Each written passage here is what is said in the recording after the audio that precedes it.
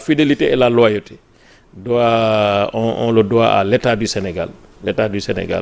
On le doit aux lois pour lesquelles nous exerçons la mission. Donc loolu moom il faut mu demaale ko maintenant bon interprétation yooyu boo nekkee ci fonction boo xam ne day impacter tout ci politique gars yi dañuy jàpp ne c'est pour invalider les futurs candidats mais non vraiment loolu moom kenn mënu ko defe naa ne conseil constitutionnel décision bi mu mujjee rendre 2024 donte man am na ci yu ma ci mën a wax mais jàpp naa ne dafa war a nekk léegi lanterne pour ñi nga xam ne ñooy nekk conseil constitutionnel ñuy rendre des décisions qui seront saluées par le peuple sénégalais, même si par ailleurs du point de vue du juridisme ou en tout cas de la conformité avec la règle de droit dina am tuuti peut-être différence parce que pour man loolu mooy li nga xam ne héritage u Badio Camara son héritage c'est ça donc ñi ci des ñëpp war nañu dugg ci héritage boobu ba nga xam ne les décisions du conseil seront davantage plus objectives pour être plus supportables par leur destinataire et seen destinataire principal c'est le peuple sénégalais. Alors on va parler politique ak la création d'un nouveau parti présidentiel bi nga xam ne président de la République joxe na sax date le 8 août la ko fas yéene lancé lan nga jàpp ne mooy pertinence création parti boobu.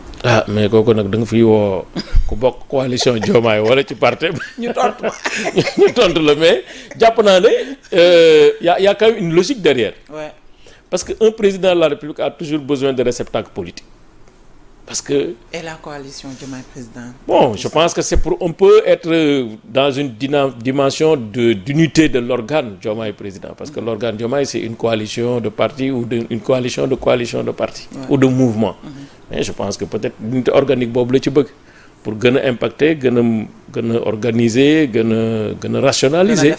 gën a defaruwaat loolu nag mënuñu ko tere président donte ci biir constitution bi nga xam ne ñu ngi ko doon jéem a taxawal réforme bi dugaloon nañ ci ne président warul nekk chef de parti.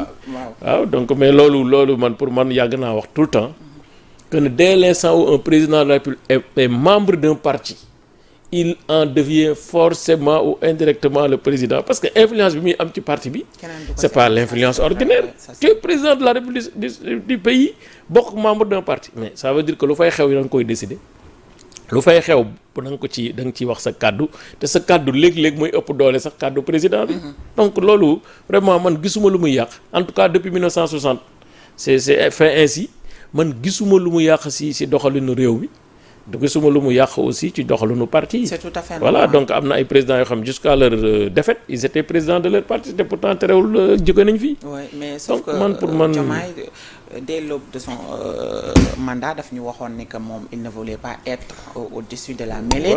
dafay teg la preuve en tant que secrétaire général il est sorti donc waaw bon maintenant nag xam nga gis nga contexte. mooy indi texte. dégg naa dëgg waaw contexte bi moo changé et puis moom mu jéem a xool aussi nan lay adapter sa volonté au contexte parce que sinon ça pouvait être très compliqué pour lui. Honnêtement waaw. mais am na ñu bari ñu ne également création parti boobu aussi c'est une manière peut-être indirectement de jël ñi nga xamante ne bokk nañ ci APR ñu bari ñi bëgg a dem jàppale ko te mënuñu dem derrière Mimi Touré également mais dem yi aussi bari na trop. xam nga loolu man dama koy contredire loolu dama koy contredire defagul parti am na ñu dem.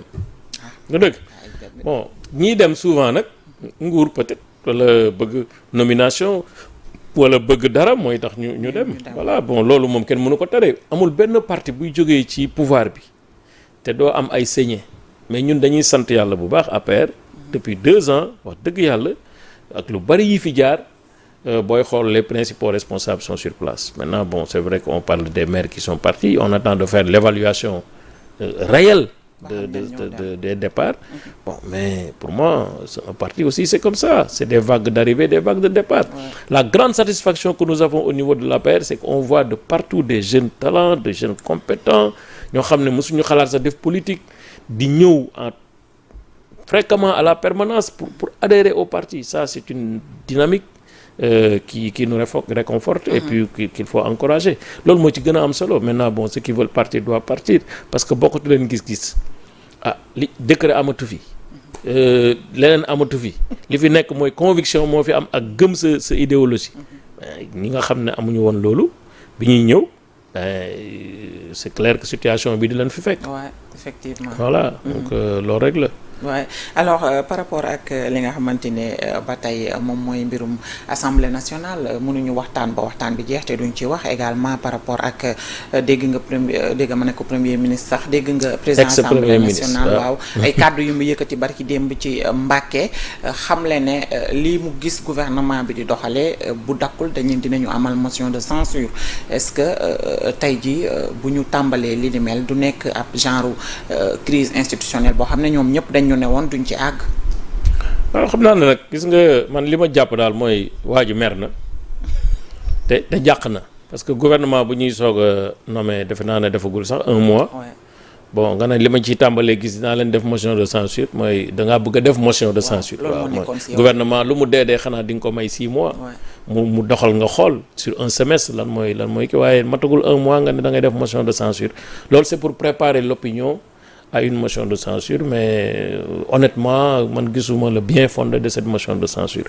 waaw donc man je pense que seen droit la nag en tant que Assemblée nationale sans raison bu leen neexee utilisant la majorité mécanique et les textes de l'Assemblée nationale su leen neexee ñu def motion de censure. mais bon maintenant c'est à eux d'apprécier est-ce que jar na ko parce que looy poser rek bul def acte purement politique.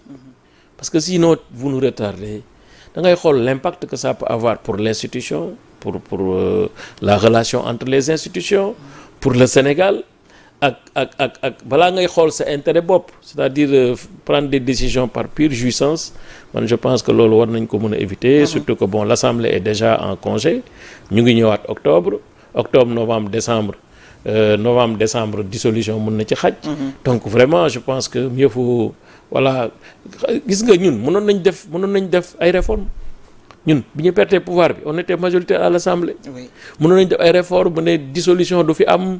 lii du fi am profito ci. yokk maqaama assemblée yokk maqaama président bi yokk yu bëree bëri. mais dañu ne ñun on préfère comme perte nañ qu'on perde dans la dignité. te loolu dafa am solo. bu ñu perte parce que léegi nag dañuy profito transformer notre défaite en victoire.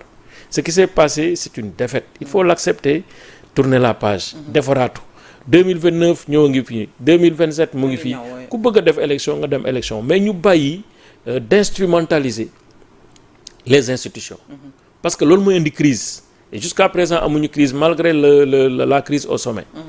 mais nañu bañ a nag foyer institution yi ba ku nekk jàpp ne da nga yor benn pouvoir pour da nga ko war a dóor ci kële yor pouvoir boo xam daf la ko war a dóor ci sa kaw. loolu du am njeexital bu baax ci Sénégal te dañ ko war a moytu bu baax a baax. surtout que Assemblée nationale ñu bari jàpp nañu rawatina sax député yi nga xamante ne ñoo nekkee ci côté opposition bi ku ci wax rek da ngay tudd le fait que le président n'est pas légal est-ce que aussi président bu légal war nañ ko mën bàyyi assemblée muy doxal di defee ni nga xamante ne noonu la ko neexee loolu lan la mën a. moom dugub bi moom. teguwul ci yoon bon maintenant nag opposition bi jéem na ci ay pexe bañ koy def waxoon nañ leen ni mënul nekk mais tribunaux yi moo tëddee façon tëddin boo xam ne du ñu mën a examiner li xew ci biir assemblée yëpp yu bëri donte man d'accord uma ci loolu waaw d'accord naa ne assemblée nationale institution la boo xam dañ ko war a protéger tey mënuñu toog rek benn président rek dugg biir palais ne man maay président de la république loolu coup d'état lañ koy wooyee assemblée nationale aussi mënuñu toog n'importe qui ñëw dugg fa ne dama am mandat député ci loo xam ne mosoo ko am dugg fa toog fa ne man maay député laa dama nekk président assemblée nationale coup d'état la mais coup d'état bi lan nga ci mën xanaa kaas ak wax léegi nekk na ko dañuy ñaan rek mu gaaw ci pare bu ko yàlla dogalee ñu dem ci leneen. D'accord yàlla baax na alors on va parler un peu peut-être politique ak économie bi wax nañ politique sànq mais lii ñu bëgg a wax tamit mënuñ ci génnee politique gi c'est par rapport ak li